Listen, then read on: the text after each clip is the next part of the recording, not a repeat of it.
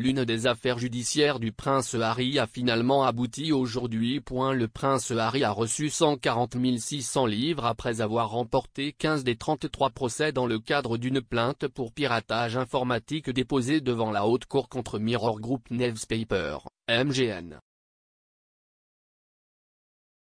En juin, le prince Harry est entré dans l'histoire lorsqu'il est apparu à la barre des témoins dans son affaire contre MGN, subissant près de 8 heures d'interrogatoire et a semblé ému lorsqu'il a finalement conclu son témoignage.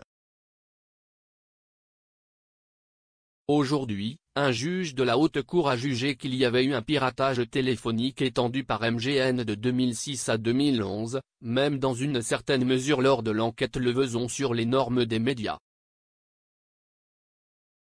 Le duc poursuivait MGN en dommages-intérêts et affirmait que ses titres, The Daily Mirror, Sunday Mirror et Sunday People, étaient liés à des méthodes telles que l'interception illégale, ce qu'on appelle le blogging, ou obtenir des informations par tromperie et recourir à des enquêteurs privés pour des activités illégales.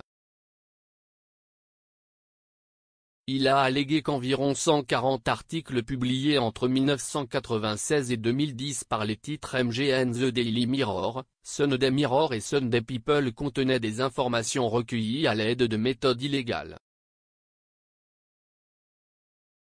Au total, 33 ont été sélectionnés pour être pris en considération lors du procès. En lisant une déclaration au nom du duc de Sussex devant la Haute Cour, son avocat David Sherborne a déclaré « Aujourd'hui est un grand jour pour la vérité, ainsi que pour la responsabilité ».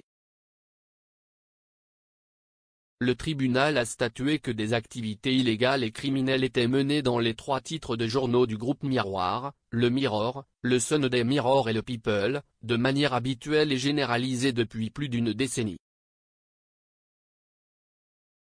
Je tiens à remercier mon équipe juridique d'avoir réussi à démanteler les témoignages sous serment des hauts dirigeants, du service juridique et des journalistes de Mirror Group qui, au moins, se sont présentés, contrairement à leurs collègues, qui avaient peut-être trop peur pour le faire. Cette affaire ne concerne pas seulement le piratage informatique, elle concerne une pratique systémique de comportements illégaux et épouvantables, suivie de dissimulation et de destruction de preuves, dont l'ampleur choquante ne peut être révélée que par cette procédure.